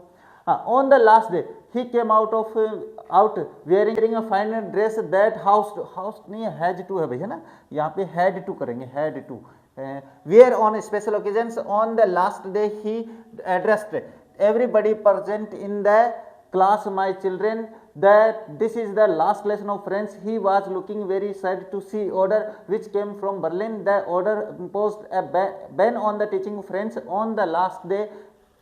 He explained everything in the detail with utmost dedication. It seemed as if he wanted to teach them everything in just one stroke. He was very polite and emotional on his last day. देखो भाई, अब इसके अर्थ समझाने की आवश्यकता नहीं है मुझे, मैंने बहुत बार समझा रखा है, तो अपने पास क्लास है काफ़ी बड़ी हो जाएगी। अब थोड़ा तेज गति से जो समझाने वाली बात आएगी मैं समझाऊंगा। इसके अथवा में रहेगा, मतलब रहेगा, हो सकता है रहे। Why do you think Gandhi consider the Champaran episode to be turning a point in his life? अपने जीवन में चंपारण एपिसोड को टर्निंग पॉइंट क्यों मानते हैं? प्रश्न मैंने क्लास में भी उस समय भी बताया था, इंपॉर्टेंट है, पढ़ लेना। हाँ देखो, the Champaran episode was a turning point in Gandhi ji life, Gandhi himself accepts it. देखो टर्निंग पॉइंट था, गांधी खुद स्वीकार करते हैं। It was the first mass movement in India, जो कि बहुत ही अपने बात है जन आंदोलन था, ये बड़ा जन आंदोलन था। Gandhi took up the cause of the poor peasants, इसमें अपने पास क्या है, गांधी जी ने जो पुअर बेचारे किसान थे उनके अपने पास दशाओं को उठाते हैं। He fought against the injustice of the cruel landlords, वो अपने पास जमींदारों के अत्याचारों के खिलाफ लड़ते हैं। The extorted money from the poor sharecroppers, जो कि पैसे लेते थे अपने पास छीनते थे। एक्सटॉर्टेड का मतलब छीनना ही होता है। But Champaran didn't begin as an act of defence, बल्कि ये एक्ट है ना डिफेंस, एक्ट ऑफ डिफेंस नहीं शुरू हुआ था। The moment grew out of Gandhiji's attempt to remove the distress of the poor peasants, इसका मुख्य लक्ष्य था किसानों के मन से जो डर है ना वो निकालना। The success of the Champaran marked the first victory of civil disobedience, और अपने पास इस चंपारण की जो विजय हुई थी वो अपने पास सविनय अवज्ञा आंदोलन की पहली जीत थी इन मॉडर्न इंडिया, आधुनिक भारत में। Above all, the Champaran episode was the beginning of their liberation from a fear of British, और ये चंपारण जो था वो ब्रिटिश के खिलाफ जो डर था उससे मुक्ति का एक आंदोलन था, इसलिए टर्निंग पॉइंट मानते हैं। अब बात करते हैं क्वेश्चन नंबर 12। क्वेश्चन नंबर 12 की बात करें तो आपके पास 2 प्रश्न करने हैं और इसमें आएंगे कितने, 3 प्रश्न, नहीं 2 ही प्रश्न दिए हुए हैं तो 2 ही करने हैं। चलो आगे वाले पेपर में मैं एक्स्ट्रा क्वेश्चंस बना दूंगा, वैसे एक्स्ट्रा बनाने की आवश्यकता ही नहीं है मुझे, जो मैं पढ़ा रहा हूँ आपको वही रखना है। इसके बाद देखो इसमें आपके 2-2 नंबर के होंगे, 2 क्वेश्चन होंगे, वो 3 नंबर का है। What are the problems faced by the Bengal makers? Bengal makers की क्या समस्या थी, चूड़ियाँ बनाने वाले की क्या समस्या थी? बहुत ही ठाडी समस्या थी, मैं बताता हूँ देखो क्या थी। The Bengal makers working in the glass industry of the Firozabad face many problems, यानी जो फिरोजाबाद की इंडस्ट्री में काम करते थे चूड़ियाँ बनाने वाले की, उनकी बहुत सारी समस्याएं थी। फर्स्ट क्या थी? First of all they have to work in the subhuman condition, सबसे पहली तो यह हालत थी कि उनको बुरी दशाओं में काम करना पड़ता था। बुरी दशाएं क्या थी अभी बताता हूँ। They work in the dingy cells, dingy cells का मतलब होता है अंधेरी कोठड़ियों में काम करते थे। इसके बाद और in the glass furnaces with the high temperatures, और ग्लास पिघलाने वाली जो भट्टियाँ होती है जो उच्च ताप की होती है उसके पास बैठकर काम करना पड़ता था, 1200 सेंटीग्रेड तापमान रहता उसका। इसके बाद the become blind quite often, और वो अंधे हो जाते हैं बेचारे, अंधेरे ही अंधेरे में रहते थे, तो उनके जवान होने से पहले उनकी आंखों की रोशनी चली जाती थी, जैसे कि वो वृद्ध महिला के हस्बैंड की बात सुनी थी। They have fallen into the web of poverty and exploitation, और वो गरीबी और जंजाल में जो अत्याचार होते हैं उसमें बिल्कुल दब कर रह जाते हैं। ये उनकी समस्याएं थी जो चूड़ियाँ बनाने वाले हैं उनकी। इसके बाद में बात करें क्वेश्चन नंबर बी, जो इसका पार्ट 2 रहेगा, जो दूसरा प्रश्न है, why was Douglas determined to get over his fear of water. देखो ये प्रश्न अगर 3 नंबर का आता है, यानी अपने पास 60 शब्दों में आता है, तो मैंने दूसरा करवा रखा है, और अगर 2 अंक का है तो आपको ये करना है, बस फर्क इतना ही है। Douglas was determined to overcome his fear, वो अपने डर पे काबू पाना चाहता था। क्यों?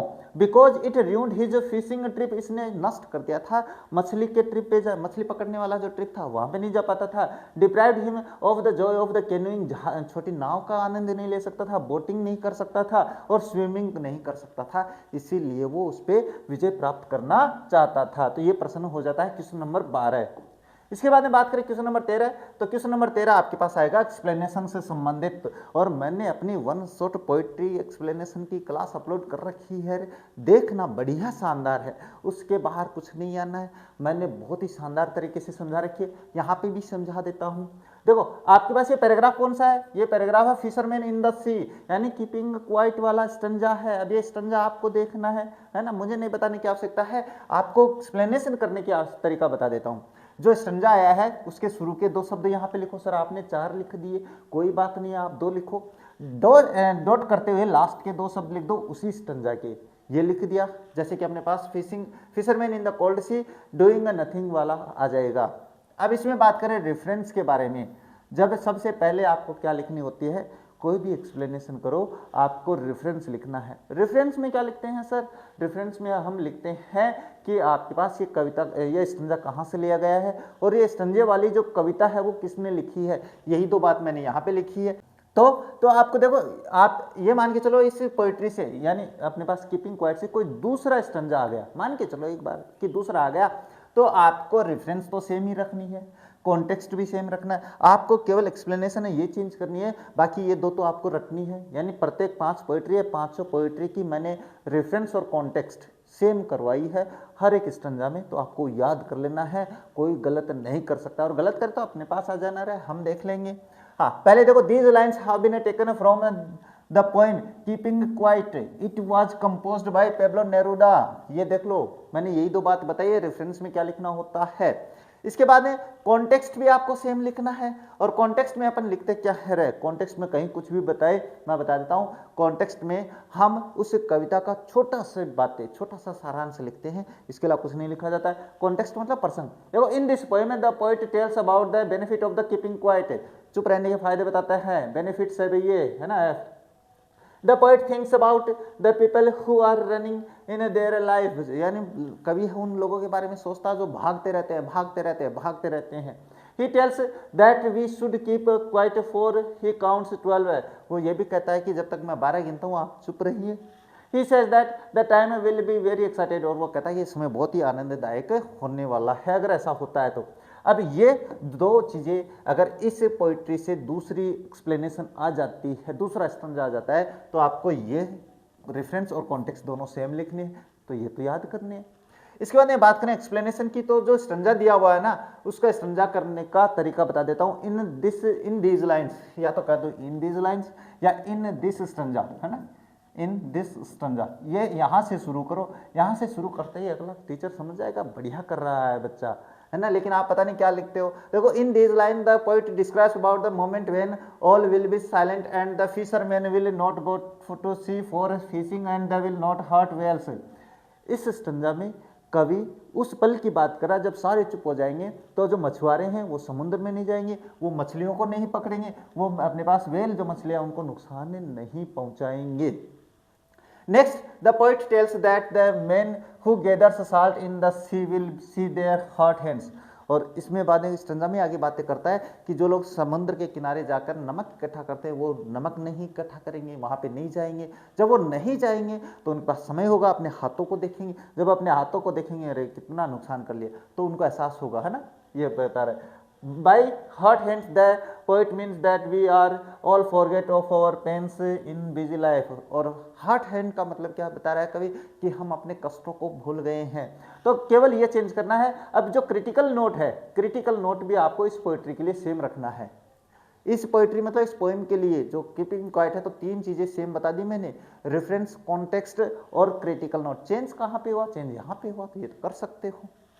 अब देखो इसके बाद में क्रिटिकल नोट क्या लिखना है, the poet truly explains about the human activities, बहुत ही सच्चे तरीके से एक्सप्लेन करता है। इसके बाद में he uses literary terms as a simile and metaphor, simile और मेटाफर यूज करते हैं कवि, तो ये हो जाते हैं अपने पास। इसके बाद में अथवा में एक और आएगी, तो अथवा में मैंने क्या लिया है, as such to is the grandeur and the thing of beauty, से लिया गया है द हेवेंस ब्रिंक। ये पीछे वाले में शायद मैंने ड्रिंक बता दिया, ब्रिंक बता दिया, देख लेना भाई।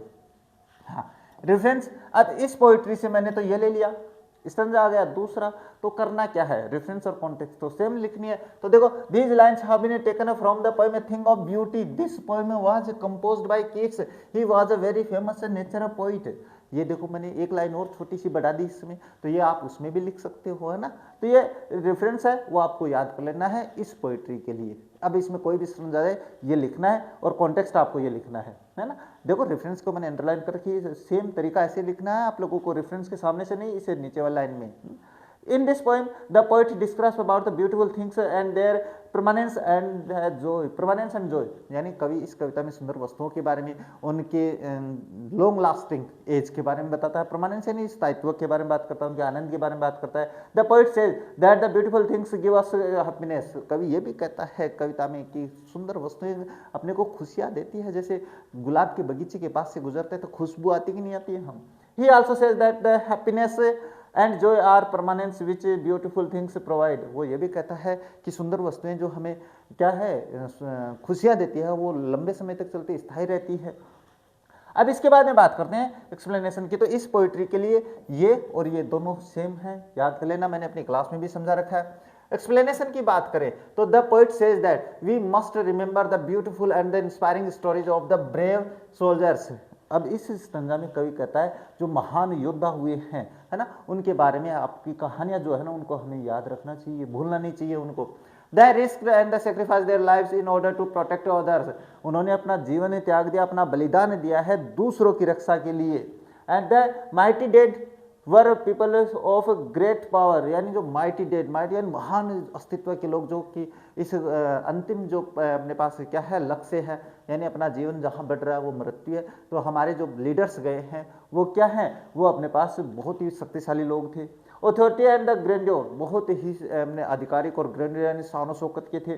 दे are dead in their graves but their grandeur survives. लेकिन बात करें अपने पास की, वो तो अपने पास क्या अपनी कब्र जो होती है ना उसमें दफनाए जा चुके हैं, लेकिन उनके जो बातें हैं, उनकी जो कहानियां हैं वो अभी भी जिंदा है। The beautiful tales we have heard or read are also a great source of joy and inspiration for us। और जो कहानियाँ हमने सुनी है, जो कहानियाँ हमें बताई जाती है, जो पढ़ते हैं, उनसे भी हमें क्या इंस्पिरेशन मिलती है।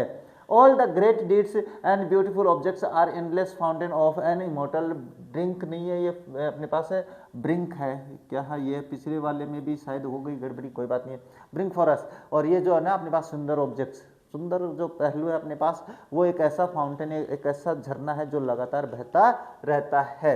अब इसके क्रिटिकल नोट की बात करें तो देखो आपके पास वही बात बता रहा हूँ, दो क्रिटिकल नोट इसमें लिखे हैं मैंने, आप ये दोनों उसमें ये अब इस कविता से कोई भी स्टैंजा आ जाता है, ये मान के चलो ये नहीं है तो आपको सेम क्या रखना है, रेफरेंस है, कॉन्टेक्स्ट है, तो इसका मतलब ये याद हो जाएगी, और क्रिटिकल नोट है ये याद हो जाएगा।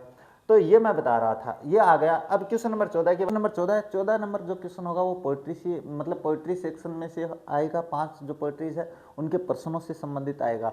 और यह भी आपके पास क्या answer any one of the following questions in about 60 word, यानी 60 शब्दों में 3 नंबर का प्रश्न आने वाला है। मैंने अपने पास जो बड़े प्रश्न है वो भी करवा रखे हैं। अब इसमें बात करें तो कौन सा है, write down the central theme idea of the poem keeping quite, यानी सेंट्रल आइडिया पूछ ले, थीम भी पूछ ले, आइडिया पूछ ले, तो कीपिंग क्वाइट का क्या लिखना है बता देते हैं। देखो, Neruda asks all the human being to stop all over worldly activity for a while and spend over a few moments in quiet introspection, का मतलब खुद की जांच करना। It will keep us to understand ourselves। We are in trouble because we always remain in hurry and rush।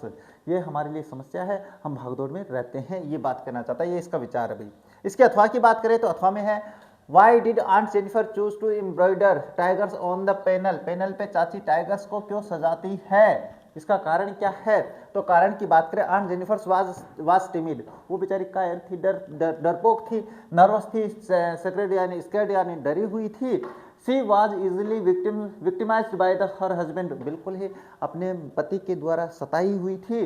C chose to embroider tigers as a mark of the confidence, वो बाग इसलिए बनाती है, वो बताना चाहते हैं कि उसके अंदर कॉन्फिडेंस आ जाए। Tigers were just opposite to her nature, यानी कहने का मतलब जो बाघ है उसकी प्रकृति यानी उसके व्यवहार के बिल्कुल विपरीत है। But her embroidered tigers who were Gallant dominating and the landlord masters of the jungle, और कहने का मतलब है वो जो उसके बाघ हैं वो और जो जंगल के बाघ हैं दोनों आपस में बिल्कुल विपरीतार्थक हैं भाई। सी एक्सप्रेस्ड हर डिजायर विच कुडंट गेट फुलफिल्ड, और वो अपनी इच्छा बताना चाहती है जिसकी पूरी नहीं हो सकती है। ये अपने पास बाघ है वो बताना, बाघ इसलिए बनाती है भाई। क्वेश्चन नंबर 15 है, वो भी पोइट्री से संबंधित होने वाला है, पोइट्री से संबंधित होगा। ये अपने पास 2-2 नंबर के 2 क्वेश्चन होने वाले हैं। Why has the poetry brought in the image of the merry children spilling out of their homes? अपनी एक कौन से पोइट्री का नाम आएगा, वैसे तो यहाँ पे मैं बता देता हूँ, माई मदर एट 66। वो जो कवित्री थी अपनी मम्मी के साथ, अपनी माँ के साथ कार में बैठी थी, तो जब वो दुखी भाव में जा रही थी तो उसने अपना ध्यान दूसरी तरफ करने के लिए बाहर जो हंसते खेलते बच्चे आ रहे थे उनकी तरफ ले जाती है। पर्सन यही पूछते हैं कि वो जो बच्चे खेलते कूदते हंसते भागते आ रहे थे बाहर, उनकी तरफ क्यों जाती है, तो उनकी तरफ क्यों लेके जाती है। द इमेज ऑफ द मेरी विवेसियस नहीं भाई, वेरियस है, क्या हो जाता है ये, हाँ ये वेरियस है। Various children pouring out to their homes to play has been brought into intersperse the mood of sadness, old age and sickness with hope, youth and energy। बस इसीलिए कि वो क्या चाहती थी कि उसका जो ध्यान जा रहा था ना, उस ध्यान को दूसरी तरफ करने के लिए वो बच्चों की तरफ देखती है। इसका दूसरा जो अपने पास प्रश्न है वो है, why do the people who had put up the roadside stands want some city money to fell in the hand. वो क्यों चाहते हैं, ऐसा क्यों करते हैं भाई, ऐसा क्यों चाहते हैं कि वो शहर के जो लोग आए कुछ पैसे खरीद ले भाई, बस उनके मन में कोई लालच नहीं है। क्या है, the man who had put up the roadside stands placed pathetically for the some customers, जो कि बिल्कुल दर्दनाक स्थिति में सड़क के किनारे बेचारे गरीब आदमी ठेला वगैरह लगाए हुए, उनको इच्छा है कि कुछ लोग खरीदे। They wanted to earn money from them, वो उनसे पैसे कमाना चाहते हैं। They wished the city folk would stop there to buy something for them, यानी कि वो अपने पास वैसे छोटा सा पर्सन है भाई। दूसरा तरीका ये भी हो सकता है इसमें कि वो अपने पैसे से क्या है अपना पेट भर सके इसलिए करना चाहते हैं, तो ये पैसा कमाना चाहते हैं। Question number 16, answer any one of the following questions in about 60 words, यानी 16 नंबर का जो प्रश्न है वो किससे होने वाला है, 60 शब्दों में उत्तर देना है, 3 अंक का होने वाला है, और ये आपके पास विस्टस से होने वाला है। किससे होने वाला भाई, विस्टस बुक से होने वाला है। तो इसमें भी आपके पास 2 प्रश्न हैं, दोनों में से एक करना है, तो दोनों में से मैं बता देता हूँ। ये है he was how was the 100th tiger killed, so वह बाघ कैसे मारा गया। तो कैसे मारा गया भाई, हाँ सर वो अपने पास जो दीवान था वो अपने पास के मद्रास के चिड़ियाघर से लाता है, उसको उसके सामने छोड़ता है, वो गोली मारता है और मर जाता है। क्या ऐसा होता है, नहीं ऐसा नहीं होता है। चलो बात करते देखो। The Maharaja was sunk in the gloom as he was unable to locate the 100th tiger। जब 100वें बाघ को नहीं तलाश कर पाया तो राजा निराशा में छा गया भाई। इसके बाद but he was determined to kill the 100th tiger, so he remained in the forest and did not return to the kingdom, यानी वह अपने पास लेकिन दृढ़ निश्चय था, वो उसी जंगल में विस्थापित हो जाता है, बोले ना मैं यहीं पे रहूंगा जब तक नहीं मार दूं। आफ्टर फ्यू डेज ही सा एन ओल्ड टाइगर, और कुछ दिनों बाद वो एक वृद्ध बाघ को देखता है, ये वही बाघ होता है जो अपने पास दीवान छोड़ के आता है। He shot at the tiger and it fell down, वह अपने पास उस पर गोली चलाता है और वो नीचे गिर जाता है। The maharaja took it to be dead and left for the capital, वो उसको मानता है कि मर गया है और वो कैपिटल राजधानी के लिए चला जाता है। Later on the hunters found out that the tiger was not dead, बाद में शिकारियों ने पाया वो तो मरा ही नहीं था। In it had got just failed नहीं है, फेंटेड है, यहाँ पे क्या है फेंटेड, FAINTED फेंटेड है भाई, यहाँ पे ना फेंटेड कर लेना। It had just got fainted because of fear, वह डर से ही बेहोश हो गया, फेंटेड का मतलब बेहोश होना। The Maharaja's bullet had missed its mark, महाराजा की बुलेट है वो मिस कर गई। Now one of the hunters shot the tiger, और उसके बाद में एक शिकारी में से एक शिकारी ने उसको गोली मारी और मर गया। This time the tiger was killed, और इस बार वो टाइगर है मर गया। इस प्रकार से 100वें बाघ को मारा गया। इसके बाद में बात करते हैं नेक्स्ट, इसके अथवा में क्या बनाया है मैंने, इसके अथवा में है ये क्या प्रश्न पढ़ लेते हैं। Describe the difficulties faced by doctor Sadao when he tried to help the enemy soldier, बढ़िया प्रश्न है। चलो देखते हैं। An American prisoner of war was washed ashore in the dying state, सबसे पहले तो उसके सामने एक मरणासन स्थिति में एक अमेरिकन सोल्जर आ जाता है। He was found at the door step of Japanese doctor सदाव के घर के सामने दिखाई देता है वो। First of all the doctor faced A dilemma, सबसे पहले उसके डिलेमा यानी दिमाग की बातें आ जाती है। Should he save him as a doctor और hand him over as over to the army as a patriot. सबसे पहले तो दिमाग में यही आता है, क्या मैं डॉक्टर के नाते इसको बचाऊं या देशभक्त होने के नाते इसको सेना को सौंप दूं। इसके बाद if he sheltered A white man in his house, और एक वो अपने पास अंग्रेज को यानी अमेरिकन को अपने घर में पनाह देता है, ही कुड बी अरेस्टेड, उसको गिरफ्तार किया जा सकता है। If he turn him over as a prisoner he would certainly die, और अगर वो उसको कैदी के रूप में देता है, हैंड ओवर कर देता है, तो वो निश्चित ही मर जाएगा, definite. Would even die if he was not operated on, और वो इसका ऑपरेशन नहीं करेगा तो भी मरना तो है ही। Doctor Sadao and his kind hearted wife Hana faced resistance of the servants and Yumi, बाद में उन्होंने नौकरों की और यूमी की का भी सामना करना पड़ा। Yumi refuse to wash the wound of the white man, सफेद व्यक्ति, सफेद मतलब गोरे व्यक्ति को धोने से, उसका घाव साफ करने से यूमी मना कर देती है। Servants left them in anger, नौकर उसको गुस्से में छोड़ देते हैं। Hana rose to the occasion, Hana है इस समय उसका साथ देती है। He washed the wounds and the help giving the anaesthetic, वह उसको एनेस्थेटिक देती है, उसका घाव धोती है। Doctor Sadao was no less a patriot than anyone else, Sadao भी अपने पास देशभक्त था, किसी से कम नहीं था। But the ethics of the profession had trained him to save even a dying enemy, और एथिक्स जो होते हैं, नैतिक कर्तव्य जो होते हैं डॉक्टर के, वो उसे कहते हैं कि अगर तुम्हारा दुश्मन मर रहा है तो उसे बचाना है। Putting aside all obstacles difficulties and danger, सारे जो बाधाएं थी, खतरे थे, उनको एक तरफ करते हुए he operated on the enemy soldier, वो ऑपरेशन कर देता है उस सोल्जर का। नो ओनली दैट, इतना ही नहीं, he also help him to escape freedom, और वो उसको यहाँ से आज़ादी के लिए नाव भी देता है, अंत में याद आ गया होगा, फ्लैश लाइट भी देता है। क्वेश्चन नंबर 17 है, ये भी आपके पास विस्टस से होने वाला है, 2 प्रश्न होने वाले हैं और दोनों में से आपको प्रश्न दोनों करने हैं, अथवा में नहीं है भाई। Why does mister Lamb leave his gate always open, mister Lamb अपने दरवाजे गार्डन के खुले क्यों रखता है? तो इसका कारण है mister Lamb say that this line again and again, वो एक लाइन हमेशा कहता है, he refers by this to the rate of his garden, इस तरीके से वो अपने गार्डन है उसकी तुलना करता है। बाय सेइंग दिस, ये कहकर he means that people are always welcome at the his palace, वो ये कहना चाहता है कि लोगों का स्वागत है इस घर पर, इस दरवाजे पर। He never restricts anybody's entry in his garden, वो अपने बगीचे में किसी की एंट्री को मना नहीं करता है।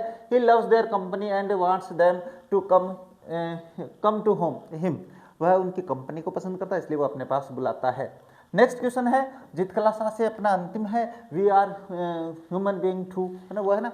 Why was Jitkala terrified when Judwin told her that her hair would be cut short? वो बिल्कुल टेरिफाइड हो गई, डर गई, क्यों? जब उसको कहा गया उसके बाल छोटे कटे जाएंगे। देखो, जुडविन had overheard the pale faced women talk about cutting long hair.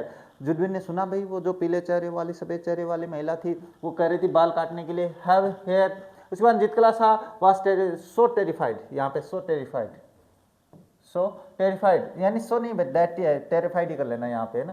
सो तो तब होता है जब अपन कंजक्शन जोड़ते हैं। Was terrified their mothers told had taught them that only unskilled warriors and the work who were captured had their hair singled by the enemy, यानी जब अपने पास कायर योद्धा होते थे, जब उनको दुश्मन पकड़ लेते थे तब उनके बाल काट देते थे। Among her people short hair was worn by the mourners and the single hair by the cowards, और उनके समाज में अपने पास जो मोर्नर्स होते हैं, विलाप करने वाले होते हैं, वो छोटे बाल रखते हैं, और जो कायर होते हैं वो छोटे बाल रखते हैं। अब क्वेश्चन नंबर 18 है, वो भी आपके पास किससे होने वाला है? विस्टस से होने वाला है, और इसमें आपके पास ऑब्जेक्टिव टाइप क्वेश्चन होने वाले हैं। और मैंने विस्टस के सारे प्रश्नों की, सारे टोटल प्रश्नों की, सभी चैप्टर्स के ऑब्जेक्टिव टाइप और क्वेश्चंस की एक 1 शॉट क्लास अपलोड कर रखी है, जाते समय अवश्य देखनी है। इसके बाद देखो, ये ऑब्जेक्टिव टाइप क्वेश्चन जल्दी जल्दी बता देता हूँ क्योंकि रिवाइज हो चुके हैं भाई। What date was written on the letter sent by the same to Charlie, same जब चार्ली को लेटर भेजता उस पर क्या तारीख थी? उस पर तारीख थी 18 जुलाई 1894, तो 18 जुलाई 1894 ये रहा ऑप्शन।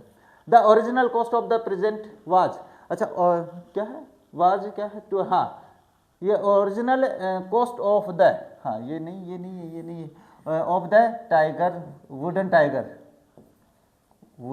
टाइगर, ये प्रश्न ऐसे हुए, वुडन टाइगर की ओरिजिनल कॉस्ट कितनी थी? 2.25 आने थी, तो 2 आना एंड ए क्वार्टर, ये रहा अपने पास। इसके बाद वाई, नेक्स्ट क्वेश्चन क्या है? क्वेश्चन नंबर 3 क्या कह रहा है, इसके बारे में छोटी सी बात कर लेते हैं। क्वेश्चन नंबर 3 है आपके पास, why did the king send rings to British officials wife. अच्छा, राजा उस ब्रिटिश ऑफिसर की पत्नी को अंगूठियां भेजता है, क्यों? अंगूठियां क्यों भेजता भाई? तो देखो, to save his state and the please the British, यानी कहने का मतलब अपना राज्य बचाने के लिए और उस अंग्रेज अधिकारी को राजी करने के लिए। कहते हैं ना, पत्नी को राजी करना पड़ता है, तो उसने वैसा ही किया था भाई। इसके बाद क्वेश्चन नंबर 4 क्या है? वो है what is the meaning of the epiphany. Epiphany का अर्थ क्या होता है? तो बता चुका हूं मैं, a moment of sudden and great realisation और रियलाइजेशन, यानी अचानक कुछ अपने पास सरप्राइज हो जाना, वो होता है। क्वेश्चन नंबर 5 क्या है? क्वेश्चन नंबर 5 कह रहा है विच प्रोग्राम की स्पेलिंग है ना, डबल एम ए कर लेना भाई, was a life changing programme. अच्छा, कौन सा प्रोग्राम है वो लाइफ चेंजिंग प्रोग्राम था? तो स्टूडेंट्स ऑन आइस प्रोग्राम, वो अपने पास चैप्टर है ना पृथ्वी वाला, वो देख लेना रहे। इसमें अभी आप कहोगे क्या क्या। सदाओ एंड हिज वाइफ हैड, अच्छा सदाओ और उसकी पत्नी के कितने बच्चे थे? 2 बच्चे थे भाई, ये शायद रिपीट हो चुका, कोई बात नहीं। Who has wash the enemy soldier, enemy soldier को किसने साफ किया भाई? हाना ने किया था, जब यूमी ने मना कर दिया था तो हाना ने किया था भाई। इसके बाद क्वेश्चन नंबर 9 क्या कहता है? Why did Derry enter mister Lamb's garden, mister Lamb के गार्डन में डेरी क्यों प्रवेश करता है? क्योंकि वो अपने अकेलेपन को देखता है वहां पे, आउट ऑफ क्यूरियोसिटी। ये आपके पास क्या होता है? आउट ऑफ क्यूरियोसिटी, यानी बस ऐसे ही वो अपने पास अकेलेपन से उत्सुकता से बाहर ऐसे ही घूमता फिरता रहता है, अकेलेपन में रहता है, इसलिए अकेला स्थान देके वहां पे जाता है। क्वेश्चन नंबर 9 क्या कह रहा है? Why we have to submit because they are strong, these words said by, यानी हमें समर्पण करना पड़ेगा। ये शब्द किसने कहे थे? ये जितकला से जुडविन ने कहे थे। किसने कहे थे? जुडविन ने कहे थे। जब जितकला ने कहा मैं विरोध करूंगी, तो उसने जुडविन ने कहा था कि नहीं, हम नहीं कर सकते, वो शक्तिशाली है, हमें समर्पण करना पड़ेगा, तब जाके जुडविन ये शब्द कहती है। तो अब आपका ये जो अपने पास मॉडल पेपर नंबर 2 था वो कंप्लीट हो जाता है ना। जो मॉडल पेपर नंबर 2 है, जो कि हमने बहुत ही शानदार तरीके से अध्ययन कर लिया है, बढ़िया तरीके से आप लोगों को पढ़ा दिया है। पीडीएफ अगर आप लोगों ने डाउनलोड कर लिया और क्लास अगर देख ली है, तो ये मान के चलो पेपर आपको तैयार हो चुका है। तो बस आज की क्लास को यहीं पे कंप्लीट करते हैं और मिलते हैं अपने नेक्स्ट मॉडल पेपर में। तब तक देखते रहिए हमारा चैनल। जय हिंद, जय भारत।